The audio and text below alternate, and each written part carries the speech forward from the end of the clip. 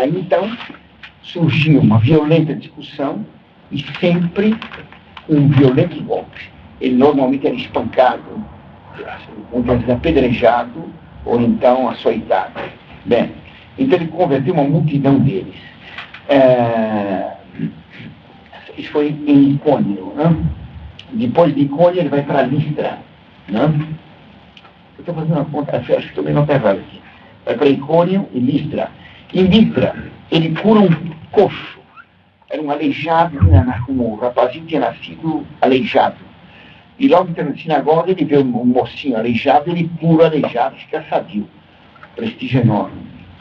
Então, começam a tratar São Paulo e São Barnabé como deuses.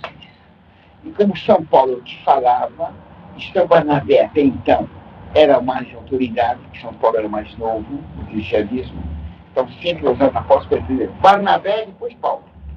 Porque São Barnabé até aí era o chefe. Então chamaram São Barnabé, que comandava, de Júpiter, e Paulo, que falava como mensageiro dos deuses, Mercúrio. E trouxeram animais para sacrificar a eles, para matar os animais em homenagem a eles. E São Paulo teve que correr sobre eles e tirar a faca da mão deles para não matar os animais, ofertando eles como sacrifício a deuses, dizendo, nós não somos deuses, somos homens como vós. De tal maneira, ele fazia milagres que impressionavam todo mundo, consideravam eles deuses. Né? Quando diz que não eram deuses, começaram a persegui-los, a idiota. Chegaram os judeus e São Paulo foi preso com São Barnabé, levado fora da cidade e apedrejado. Apedrejado era para matar. São Paulo vai contar que foi chicoteado em número 5, 6 vezes. Só podia dar 39 chicotadas. A lei era 40, mas para não evitar erro de contagem, era 40 menos uma, 39. Dando mais, a pessoa morria. Bem, então, de novo assim, hoje foi para dentro. Depois, fez esse circuito e houve um problema com São João Marcos. São João Marcos teve medo de atravessar uma região que tinha bandidos. E São Paulo, então, vai romper com São João Marcos. São Barnabé vai defender São João Marcos e vai ser uma discordância entre ele e São Paulo, então diz que não viaja mais com São Marcos. Porque entre os santos também pode haver discussões. E pode haver até livramento. Claro? Porque não é porque são santos que todos coincidem em todas as posições. Bem, depois disso, ele chegou em Jerusalém e houve um problema com os judeus. Havia muitos judeus que se convertiam para o cristianismo, mas eles tinham dificuldade de abandonar as leis judaicas. Porque o judeu era um povo extremamente vigarista. E havia 2 pontos que traziam problema. Primeiro, a circuncisão, foi substituída pelo batismo. E segundo, a proibição de comer certas carnes. Os judeus não podiam comer uma porção de carnes ou de animais. Por exemplo, não podiam comer chacal. O chacal era proibido. O que é o chacal? Uma espécie de cão selvagem, um canino selvagem. Esse animal, ele só vai atrás do leão. O leão pega um animal, caça, e o leão come normalmente as partes moles da presa. E então largava a carcaça com muita carne. Aí vinham os chacais e comiam o resto do que tinha sobrado. Então se diz que o chacal vivia à custa da desgraça alheia. O leão matava e vinha lá comer as sobras. Então Deus proibiu comer chacal. Porque ele queria dizer para os judeus não se deve aproveitar da desgraça alheia. Tá? Está me entendendo? Era proibido comer porco. Certo? Por que é proibido comer porco? Por várias razões. Primeiro porque o porco é um animal sacrificado aos ídolos, aos diabos. Todos os ídolos eram demônios. Tá? Hoje em dia nas escolas se fala que os ídolos pagãos, Júpiter, Zeus na Grécia, Ísis, Osíris, aqueles deuses eram simples pedras de pau. Não eram, não. Se fossem simples pedras de pau, o poder deles tinha durado bem pouco. Eles eram feitos de pau e pedra, mas havia demônios dentro daqueles paus e pedras, que faziam proezas. Por isso um povo sábio, como o grego, como o romano, passaram centenas e centenas de anos adorando aqueles ídolos. porque aqueles ídolos faziam coisas estranhas. Tá? Eram demônios que estavam lá. O está dito nos Salmos, e está dito por São Paulo, todos os deuses pagãos são demônios. São demônios. Então, sacrificavam-se os porcos por demônios, e por isso era proibido comer porco. O porco também é um animal que Deus fez com uma dobra no pescoço. Deus, quando teve o pecado original, está dito na Escritura, repara na forma de certos animais, que até a forma deles não mostra nada de bom, porque a bênção de Deus se retirou deles depois do pecado. Então Deus retirou, mudou a forma de alguns animais para representar os vícios, enquanto que outros animais representavam virtudes. Claro? Assim, por exemplo, o cão é fiel ao dono, não é isso? Representa fidelidade, certo? O porco, Deus pôs uma dobra no pescoço, o porco só olha para o chão. O porco nunca olha para o céu, claro? Só olha para a lama, por isso é proibido comer porco. Deus está me prevenia por causa das doenças que o porco pode transmitir, principalmente nos climas quentes. Então a tênia mata as pessoas, né? É um verme que o porco transmite. Então, mas o principal motivo era religioso. Era por causa do sacrifício aos diabos, segundo, pelo símbolo que ele tinha. Era proibido comer mamíferos que tinham uma unha inteira. Só podia comer mamíferos de unha cortada. Então, o boi, o casco do boi é assim. Tá? É dividido. E o boi é ruminante, pode comer. O camelo tem o casco inteiro. Então não pode comer. Porque a ruminação, o animal come, tem várias bolsas estomacais, ele devolve a comida para a boca, mastiga de novo, engole de novo, várias vezes para aproveitar melhor o alimento. Isso significa meditação. A meditação tem que ser dos dois testamentos. Se for de um testamento só, está errado. Então, por isso que é proibido comer ruminante com casco inteiro. Tem que só poder comer ruminante de casco fendido. Meditar nos dois testamentos, só não são um. Tá claro? Todos os animais são assim, representantes de vícios e virtudes. Tudo bem, não?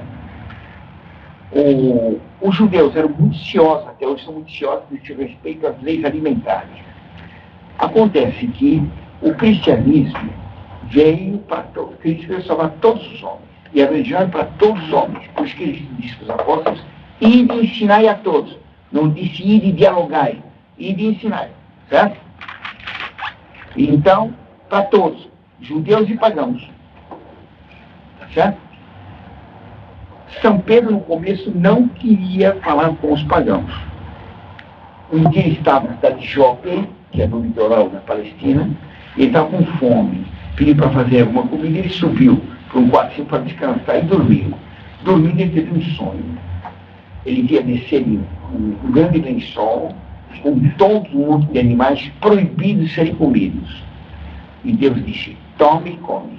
Ele respondeu no sonho, não comerei o que Deus proibiu, porque é impuro. E Deus disse, não chame de impuro a quem Deus purificou. 3 vezes repetiu o sonho. E na terceira vez Deus disse para ele, eis que está à porta um comando. Vai à casa dele e batiza ele. E quando ele acordou, tocou a bater a porta, era o centurião romano. E São Pedro foi à casa dele e batizou o centurião e todos os romanos. Quer dizer, as carnes proibidas, os alimentos proibidos, eram animais que representavam os pagãos. E Cristo disse para São Pedro, não há mais animal impuro. Ensina a todos. Pode comer os animais e pode ensinar também os pagãos. E batizou os pagãos. Isso deu uma confusão, porque alguns apóstolos não aceitaram. E muitos judeus que eram aderentes ao cristianismo também não aceitaram. Então, houve uma reunião de todos os apóstolos, que foi o primeiro concílio, chamado Concílio de Jerusalém. Se reuniram todos os apóstolos para discutir se as leis simbólicas do Antigo Testamento continuavam em vigor. No Antigo Testamento nós temos 2 tipos de leis. Nós temos a lei natural, que é dada pelos 10 mandamentos. Essa vale para sempre. Segundo, tem as leis rituais, dos ritos do templo, que eram símbolos da missa. Esses símbolos vão ser superados pela realidade. Assim como a fotografia de alguém não vale quando a pessoa está presente, claro? Assim, tendo já Cristo realizado, o símbolo dele, sabe, fica superado. Deu para entender? Tá bem? Então, a pessoa tem um filho, ele está viajando, ele vê a fotografia do filho e da mulher dele. Ele vê a fotografia, ele gosta do papelão dos filhos? Dos filhos, tá claro? Não do papelão. Quando ele volta para casa, depois de 10 anos, ele encontra a mulher, os filhos, abraça, beija, etc. Aí ele vai para o quarto, pega a fotografia dele e o que é o imenso? Ele tem os filhos lá, não vai ver mais a fotografia. O Antigo Testamento era fotografia do que é o Novo. Realizado no Novo Testamento, a fotografia pode ser superada. Entendeu? O Concílio de Jerusalém determinou, então, primeiro, que o batismo substituía a circuncisão. E não precisava mais circuncidar. Segundo, que todos os animais proibidos podiam ser comidos. Tá claro? Depende do gosto. Quem quiser comer suco de leite não pode. Vai ser mau gosto só. Não é pegado. Tudo bem? Tá certo? Você... Os judeus, eles já consideravam essa divisão de leis simbólicas e leis não simbólicas? Sabiam, eram leis rituais e as leis... Agora, nos fariseus não. Os fariseus, eles tinham mudado a lei. Então, eles tinham feito a conta dos mandamentos, são 600 e não sei quantos mandamentos. 300 e tantos proibidos, 300 e tantos mandados, que correspondem aos ossos do corpo humano. Entendeu? Então, eles diziam que essas leis rituais eram mais obrigatórias que os 10 mandamentos. Então, todo o Talmud feito pelos fariseus dizia que quem violar a lei de Moisés comete um crime grave. Quem violar o preceito dos sábios de Israel comete um crime 1000 vezes pior. Então, violar uma lei ritual é pior que matar um homem. Então, eles ficaram tremendamente ritualistas. Então, esse é o Concílio de Jerusalém. Depois do Concílio de Jerusalém, São Paulo vai fazer uma segunda viagem. Essa segunda viagem, na segunda viagem, São Paulo vai repetir mais ou menos o mesmo caminho. Ele vai passar pelas mesmas cidades. Antioquia, Tarso, Derbe, Listra e Icônio, tá certo? Antioquia da Pisídia, que é a Turquia de hoje. Tá certo? Depois ele queria para a Ásia. E quando ele queria ir para a Ásia, ele é interpelado por uma visão que proíbe. Deus manda aparecer um anjo para ele vestido à maneira grega. Ele diz, passa a Troa dele, passa para a Grécia. Ele vai para a Grécia. Em vez de ir para a Ásia. Assim como Cristo tinha mandado os apóstolos na festa milagrosa, tinham passado a noite inteira tentando pegar peixe, não pegaram nada. E Nosso Senhor disse, lançaram redes para o Ocidente, para o lado da Europa. E aí pegaram muitos peixes. Isso é um símbolo de que deviam vir para a Europa. Nessa segunda viagem, São Paulo, ele vai para as mesmas cidades e tem sempre as mesmas confusões. Ele passa para a Grécia e uma das primeiras cidades que ele vai é a cidade de Filipos. Em Filipos, a Grécia, aqui tem uma porção de ilhas.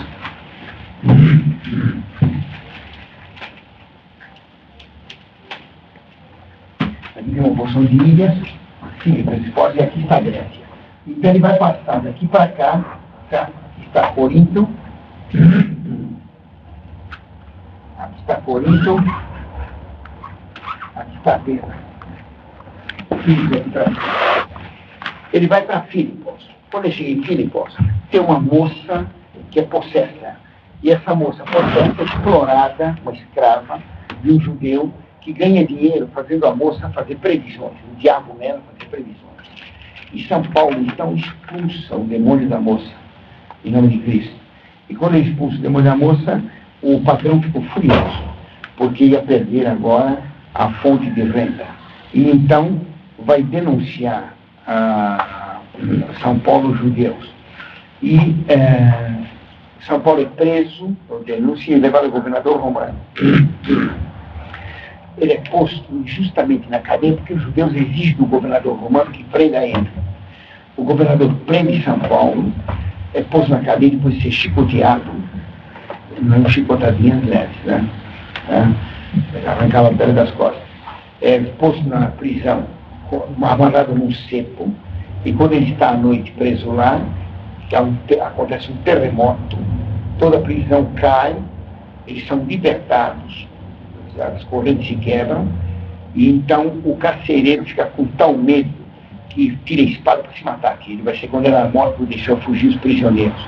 E São Paulo diz para ele, não te mates porque estamos todos aqui. Então o carcereiro fica espantado que os prisioneiros não quiseram fugir. Claro. Desce e São Paulo explica para ele o Evangelho, e ele se converte, São Paulo batiza ele e toda a família. Não levou no rio para batizar. Como diz o protestante, vem batizar num rio. Na prisão não tinha rio. E também batizou as crianças, toda a família do carcereiro, incluindo o Zezinho. Cadê Zezinho? Vem cá. O Zezinho vem cá, batiza o Zezinho também. Batizou todo mundo. Não é necessário esperar adultos para batizar. Como não se espera o filho crescer para pedir licença, ele se quer tomar vacina. O bebê da vacina sempre pede licença para ele. Ele não é cidadão, mas não se pede para ele opinião. Está claro? Os pais mandam, são donos. Bem, então São Paulo,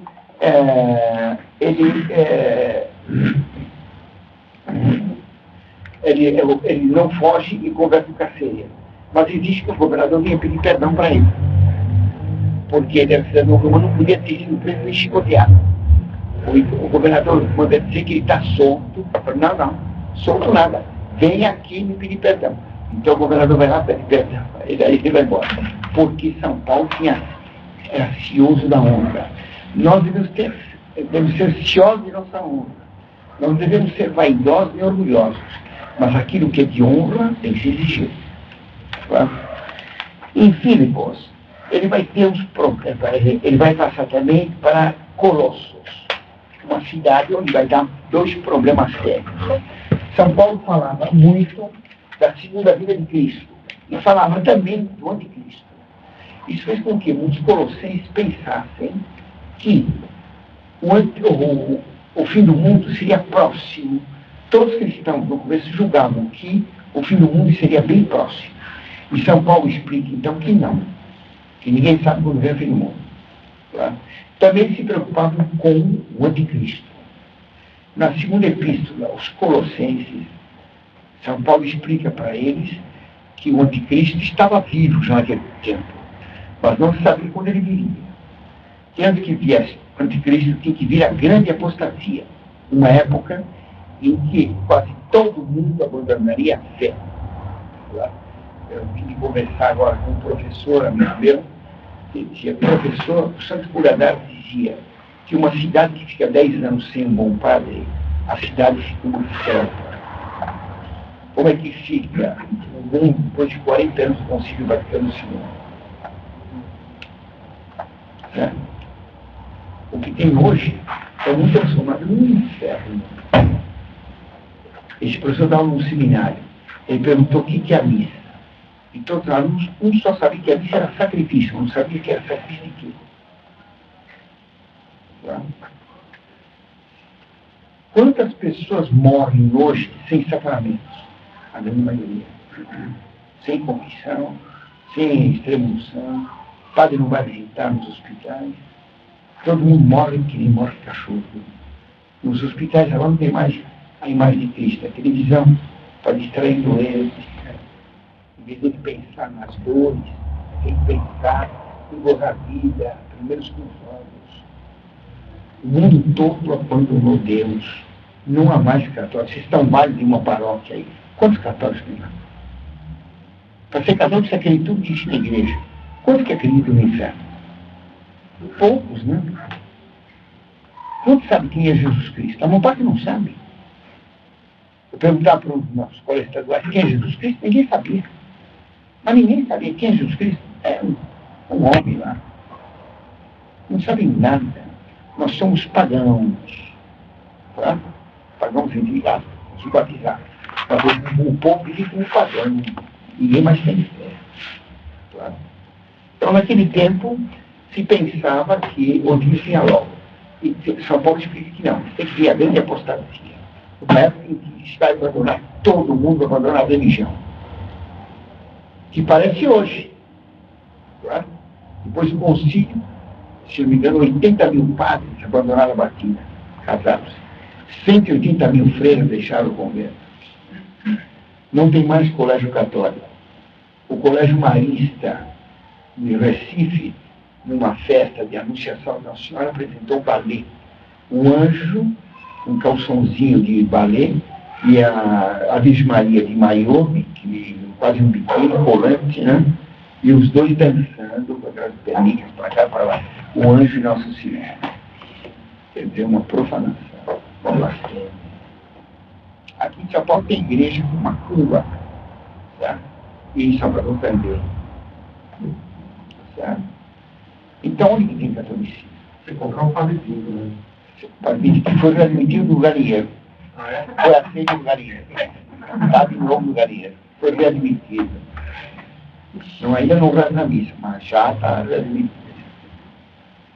Agora, uma vergonha, né? Nessa cidade aí, tá certo? A igreja, Nossa Senhora do Rosário dos Homens Pretos, quando chegam os católicos para a missa, tem as filhas de santo que dão uma pipoca, tomando banho de pipoca, dá uma pomba. E durante a missa tem mandinga. E depois da missa tem orgia de homossexuais, padres e públicos, dentro da igreja. É o catolicismo atual. Paulo tinha razão, então. Sempre tem que entrar, grande apostasia. E São Paulo diz, enquanto não for tirar o freio, em grego, katekon, ou katekon, você não pronuncia, como pronuncia? Quando for tirar o katekon, não vem o anticristo. O que quer dizer tirar o freio? Segundo um bispo que me deu uma desmalta há 50 anos atrás, o freio seria a lei natural. E hoje se tirou a lei natural. Porque se permitiu o casamento gay, certo? A união gay, o aborto, a eutanásia. Acabou a lei natural. Certo? Agora a ONU vai mudar a definição de pessoa para acabar permitindo a morte de crianças de nascer e o assassinato de velhos ou pessoas que estão em coma ou de loucos. Basta definir pessoa como substância individual de natureza racional consciente. Pronto. Entrou em coma, está inconsciente para morrer. Então, São Paulo diz isso aí. São dois problemas que ele trata com os colossenses.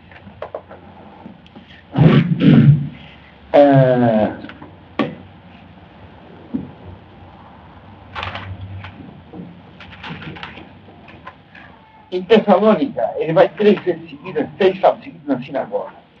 Os judeus amotinam o povo contra São Paulo, que é levado fora da cidade, é apedrejado. Ele vai para Bereia, vai logo na sinagoga. O homem tem impulso, hein? Vai sempre, vai enfrentar o inimigo. Quer dizer, de uma beleza, de valentia, de um espírito temerato espetacular. Não? Vai à sinagoga. Muitos judeus se convertem. E muitas mulheres pagãs, gregas, nobres.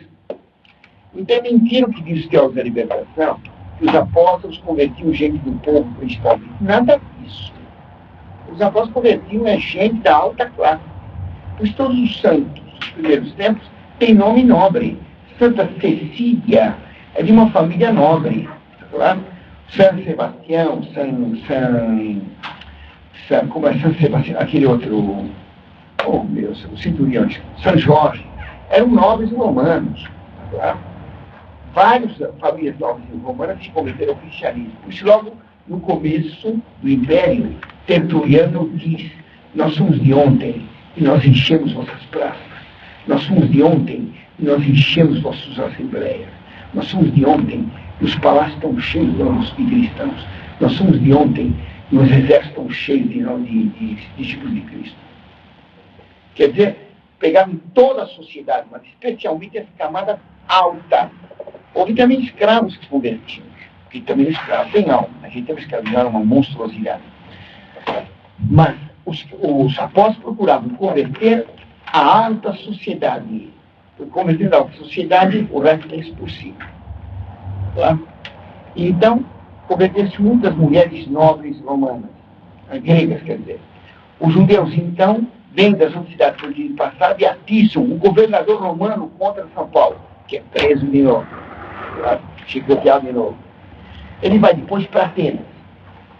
Em Atenas ele vai falar no Areópago. O Areópago era o tribunal mais elevado. São Paulo era um homem muito culto. Ele tinha uma grande capacidade intelectual. Ele conhecia grego. Ele conhecia bem o latim. Ele tinha tido instrução, cultura elevada. Então, no discurso ao Senado grego, ao Areópago, ele faz um discurso bem elevado. Ele se aproveita de um fato, como um gancho de conversa, ele se aproveita de um fato curioso. Os gregos tinham lá uma porção de deuses e tinham um altar para um deus desconhecido, um deus que eles não conheciam. Já que adorava tudo, adorava tudo. Tem motivo que eu não conheço, então pergunta para ele. Então São Paulo se aproveitou disso e disse que vinha falar de um Deus desconhecido, que era Cristo.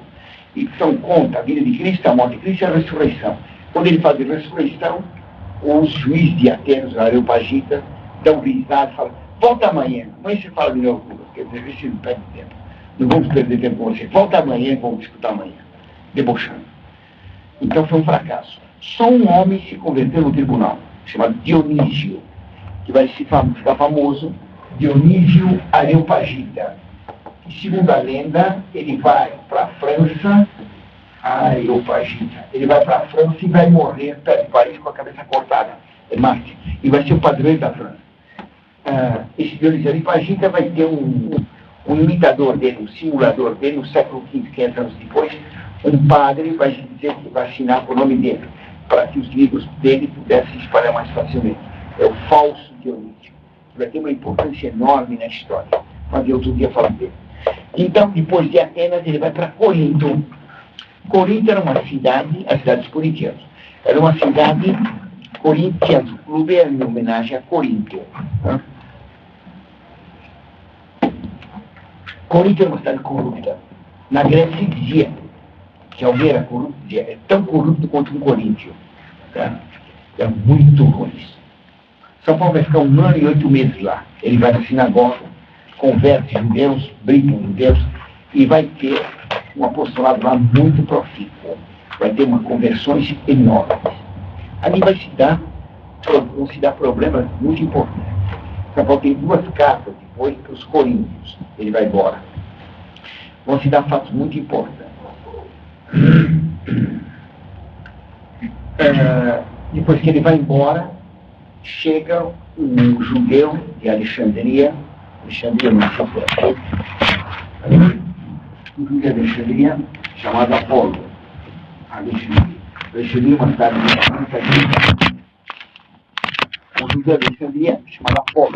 Esse Apolo era discípulo de outro rabino, Tirão de Alexandria. Tirão é um grande filósofo e vai tentar juntar a filosofia grega com o cristianismo e vai fazer uma doutrina cheia, perdão Deus, ele vai fazer uma doutrina cheia de textos gnósticos, vai ser bem ruim. E Alexandria vai ter uma divisão. Isso é bom saber. Então, São Paulo tinha convertido todos eles. São Paulo vai embora, vai ser Apolo, que era um homem muito erudito, falava muito bem, era muito simpático. E teve um sucesso enorme. E aí foram as 2 panelas. Alguns diziam, eu sou de Apolo. Outros diziam, não, eu sou do grupo de Paulo. E depois apareceu, então, um terceiro grupo para fazer o equilíbrio. Eu não sou nem de Paulo nem de Apolo, eu sou de Pedro. Sabe? E aí apareceram os carismáticos e disseram, não, eu sou de Cristo. Então, uma divisão enorme. São Paulo não combateu Apolos. Ele vai dizer, Paulo plantou, Apolo regou, Deus frutificou. Mas ele não vai combater. Então não era uma questão de vaidade. Porém, depois, a coisa continua a crescer e começa a introduzir erros de doutrina. Porque essa raiva dos coríntios contra São Paulo era uma ingratidão. E vai ter problemas graves. Por exemplo, eles começam a defender doutrinas estranhas. E São Paulo é obrigado a escrever na segunda carta aos Coríntios que eles virão falsos apóstolos. Porque os judeus, eles vão perseguir o cristianismo de 2 maneiras. Uma, discutindo, argumentando com sofismas. Outra, perseguindo, matando. E, portanto, vai ter 2 maneiras de perseguir a igreja. Uma inventando doutrinas e religiões falsas. Segundo meio, perseguindo a arena. Então, desde o começo, vão surgir seitas com doutrinas muito parecidas com as que tem hoje. Certo? São seitas gnósticas judaicas. E também a perseguição violenta. No ano 66 começa a perseguição em Roma. Daqui a pouco chegamos lá. Então, em Corinto, essas doutrinas más vão produzir também coisas erradas no comportamento. Assim, em Corinto, por causa das doutrinas erradas, começa a haver problemas morais. Então, o fulano se amaziou com a sogra. O fulano ficou amante da própria sogra. Ia na missa com a sogra. E comungava ele a sogra. Era um escândalo, um incesto. Claro. São Paulo vai ter avisado, ele vai ter uma carta, a primeira carta dos Coríntios, ele repreende muito isso, que está se abusando, permitindo esse pecado. Também entrou outra coisa. Os cristãos tinham a missa, comungavam, depois da missa, levavam quem não podia comer, a comunhão, né? Faziam um jantar, chamava-se então HP. Mas as pessoas levavam comida. E alguns, porque eram ricos, faziam questão de levar comidas muito finas, em grande quantidade, para humilhar outros que tinha pouca coisa e ia só com pouca comida e simples, está entendendo? E começou a ter um exibicionismo, não de moda, mas de comilança. Então, em vez de se ir na igreja para rezar, se é para exibir a riqueza. São Paulo, então, também repreende isso violentamente. Vão começar a atacar São Paulo profundamente. E São Paulo, então, vai ter que escrever na segunda carta aos Coríntios uma defesa dele muito boa. Um terceiro erro dos Coríntios, os carismas. Porque os carismas eram dados para a conversão dos pagãos, para confirmar uma doutrina. E alguns, então, começavam a se exibir que tinham carismas. Então, principalmente o carisma de línguas, que falavam e ninguém entendia. E São Paulo escreveu, então, para eles, mas que adianta falar uma língua que ninguém entende? Não tem cabimento nenhum. Tá certo? Eu prefiro ter sabedoria e o carisma da profecia, que deve explicar a doutrina, do que falar 1000 línguas que ninguém conhece. Mais vale a caridade de todos os carismas. Então, começa... Pois não? Eu sou um pouco esse exemplo da sogra, que é essa crítica que São Paulo... Você imaginou, hein? Pois é. E... Porque, por exemplo, o pessoal que é mais romântico justamente coloca uma passagem que Jesus, acho que está jantando com os pecadores, e, né, os fariseus reclamam disso, né, reclamam dessa posição e falam, eu vim para salvar, né, a todos, né. Quer dizer, então, dá a impressão assim que não teria problema essa questão da... Não é verdade que ele diria assim. Por exemplo, quando ele esteve com Herodes, ele conversou com Herodes. Quando ele esteve com Herodes pediu para ele fazer um milagre, ele não falou uma palavra para Herodes. Então ele não falava com todos os pecadores, não. Alguns pecadores amaldiçoavam. E ele disse, não julguem vossas pérolas a porcos.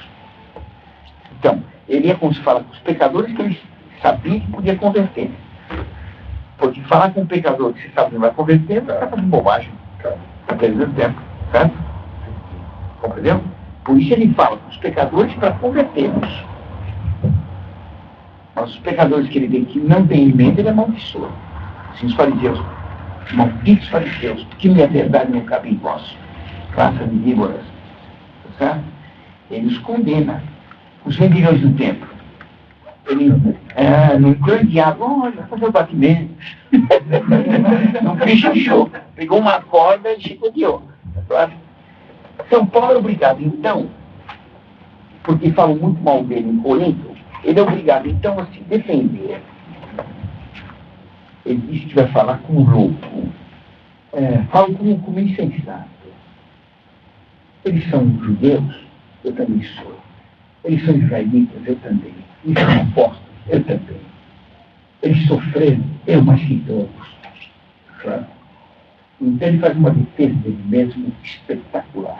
Está na segunda epístola, por isso capítulo 11. Vale a pena ler.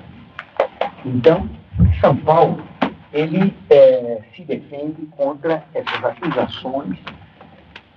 Portanto, julgar que os primeiros cristãos eram todos santos é uma bobagem. desde o começo houve problema.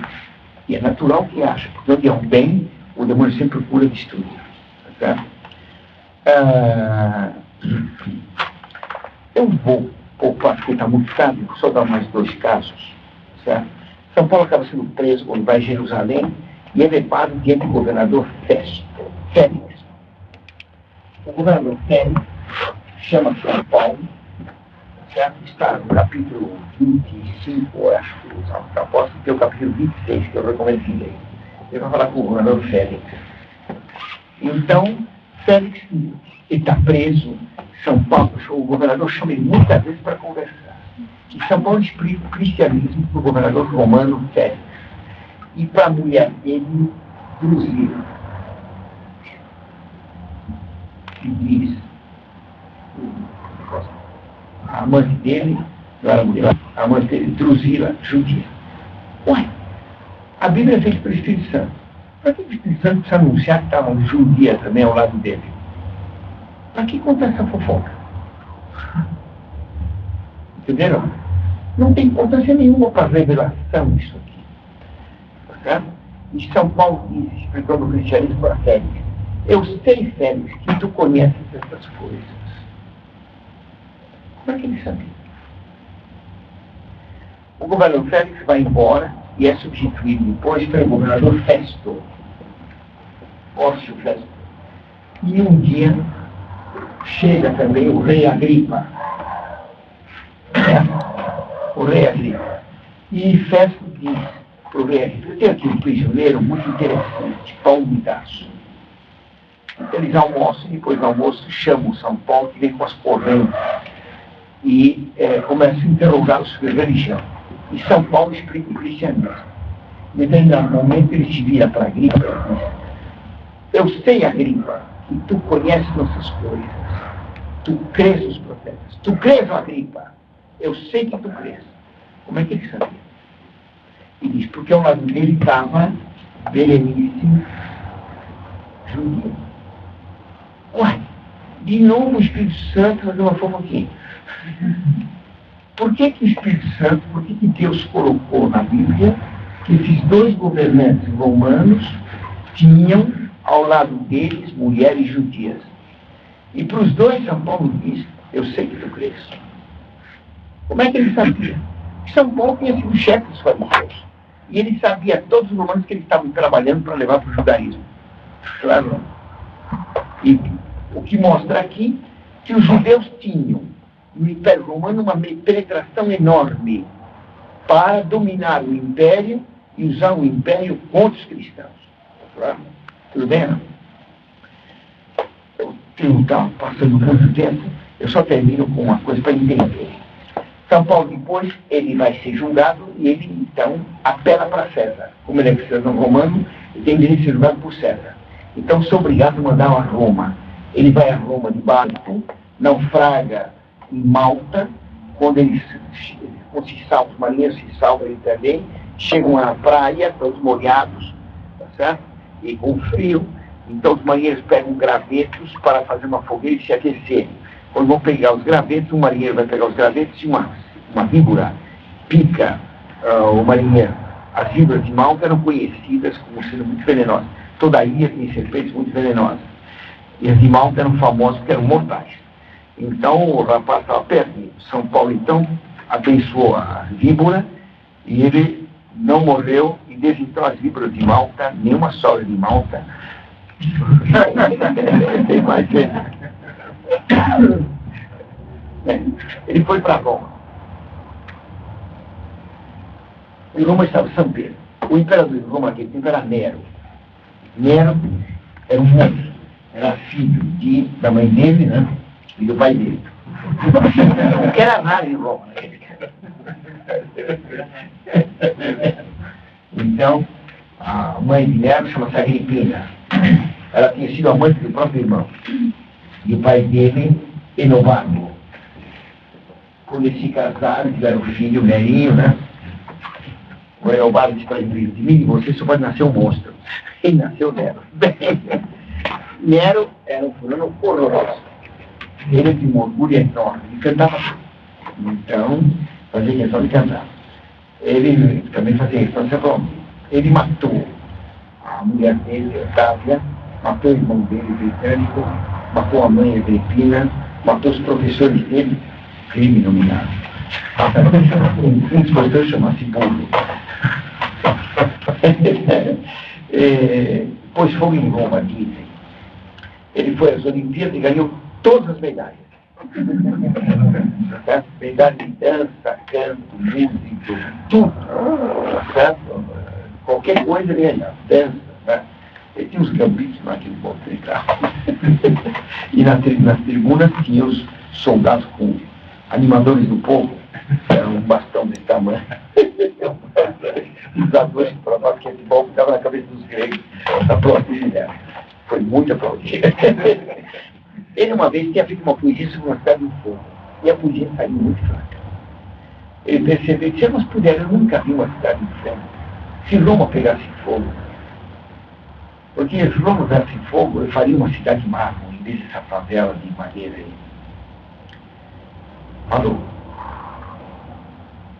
Falou e foi para a Grécia. Quando voltou com as medalhas, a cidade tinha pegado fogo. E se viram homens com tochas, jogando tochas acesas dentro das casas. A cidade queimou.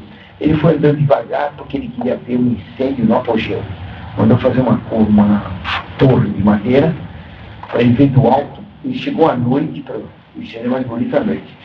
Subiu lá a torre com a cítara para tocar uma poesia, cantar uma poesia para a cidade pegando fogo.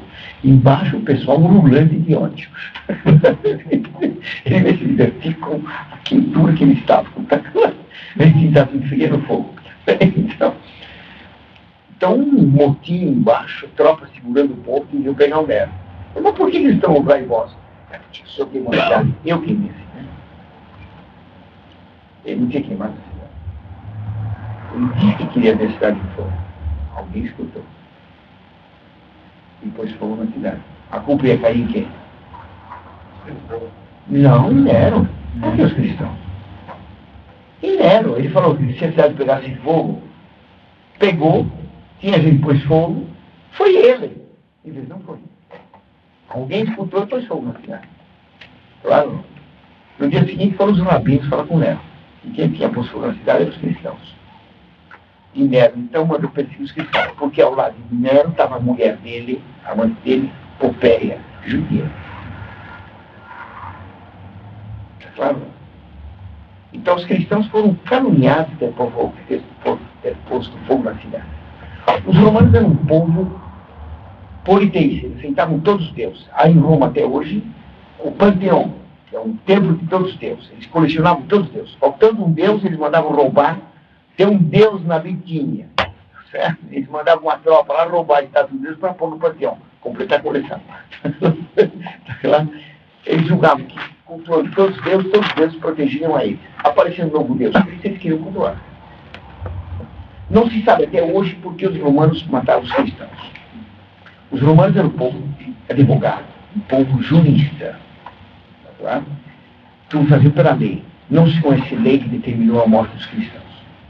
Os livrecos nossos dizem que os católicos foram mortos em Roma porque adoravam só um Deus. Os judeus adoravam só um Deus e não foram para a arena.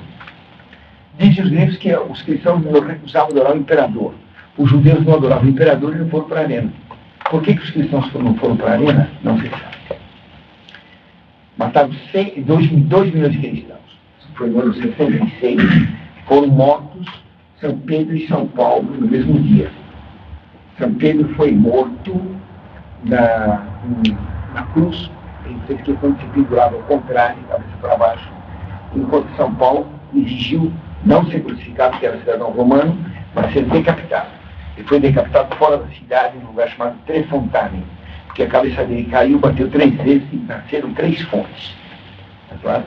Os padres hoje tiveram o bom gosto de pegar as fontes e encanar.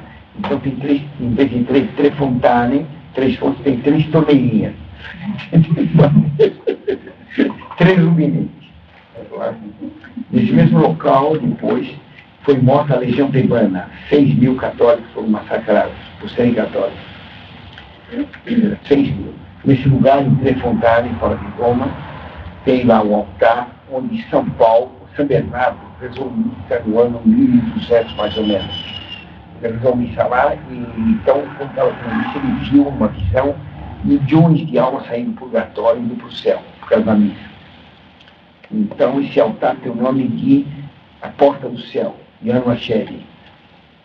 O altar é uma pedra desse tamanho assim, branca de mármore, e tem outra pedra também em arco na parede, certo? Hoje está escrito lá nesse lugar, ele morou em São Paulo, onde foi morta a Legião Urbana, claro. Tem lá esse altar onde São Bernardo rezou, tem a pedra lá e está escrito em toda a pedra: Chicão, Zezinho, Lizinho, grafites de brasileiros, profanando esse lugar. Esse é o turista brasileiro. São Pedro e São Paulo foram mortos, foram presos, colocados em Roma, na Mamertina. A Mamertina está no Capitólio. O Capitólio tinha naquele tempo o templo de Júpiter. Então, quando o general romano vencia, ele levava a cor de louros para o templo lá em cima. E o rei adversário era arrastado com cordas no carro do general vencedor. O general lá em cima, quando depositava a coroa no altar de Júpiter, cortava-se a cabeça do rei vencido na Mamertina. Esse aqui é um bloco de pedra. Aqui tem dois ocos com uma espada de pedra. Chama-se a prisão Mamertina. Aí morreram todos os inimigos de Roma, todos decapitados. Só o rei Jugurta, que era uma espécie de banqueiro daquele tempo, que comprou todo mundo, comprou todo o Senado, fizeram a CPI, comprou a CPI, acabou morto lá de fome. São Pedro e São Paulo estavam presos lá, e quando eles baixaram para ficar de pedra, São Pedro foi empurrado e a cabeça de São Pedro bateu na parede. Ficou a marca do rosto de São Pedro. Tem na rocha, tem afundado na rocha o rosto de São Pedro, o negativo. Tá claro? Então tem todo o rosto dele para baixo, direitinho. Tem uns ganchos de ferro para ninguém mexer. Embaixo é uma prisão pequena, tem uma coluna de pedra, onde São Pedro e São Paulo foram acorrentados. Tinha dois guardas tomando conta deles, Processo e Martiniano. São Pedro e São Paulo conversaram com eles na prisão e converteram os dois. Tornaram-os santos, com São Martin e sangue. São Processo e São Martiniano, os nomes aparecem no cano da missa. E como não tinha água para batizar os dois, eles fizeram milagre no meio da rocha, uma rocha só. Apareceu água, até hoje tem. Então tem um buraquinho, tem sempre água, certo? E com essa água eles batizaram São Processo e São Martiniano, que depois vão ser mostros também. Então, São Paulo foi um dos grandes missionários cristianos. Ele morreu em 66, e aí tem a primeira, é irônico, né? Tem a primeira perseguição, atenda aí. A primeira perseguição aos cristãos em Roma. Vai haver 10 perseguições. Tá certo? Quem determinou as perseguições? Você sabe ler? Ótimo. Então lê aqui, olha. Quem determinou as perseguições? Aqui na Sagrada Escritura conta isso. Apocalipse. Conheço a tribulação? Conheço tua tribulação, tua indigência. És rico, porém, é a blasfêmia de alguns dos que se afirmam judeus, mas não são. Pelo contrário, são uma sinagoga de Satanás. Está tudo errado, porque o que está escrito lá na Bíblia não é isso. Isso aqui é uma tradução fajuta, muito mal feita. Ser caluniado por aqueles que se dizem caluniado, por aqueles que se dizem judeus, mas não são, mas formam a sinagoga de Satanás. Os cristãos vão ser perseguidos lá 10 vezes, 10 perseguições romanas, por serem caluniados por aqueles que se dizem judeus, mas não são, mas formam a igreja de Satanás. Então tem duas igrejas no mundo, a igreja católica e a igreja de Satanás. Quem não serve a Cristo serve a igreja de Satanás. Os cristãos foram perseguidos pelos judeus em Roma. Foram os judeus que caluniaram os cristãos em Roma. Está dito aí, no capítulo 2. Eles caluniaram por aqueles que se dizem judeus. Os romanos não tinham nada com os cristãos. Eram os judeus que tinham. Então os judeus vão perseguir a igreja católica em toda a história. De um lado, perseguindo violentamente com perseguições sangrentas. De outro, inventando religiões falsas.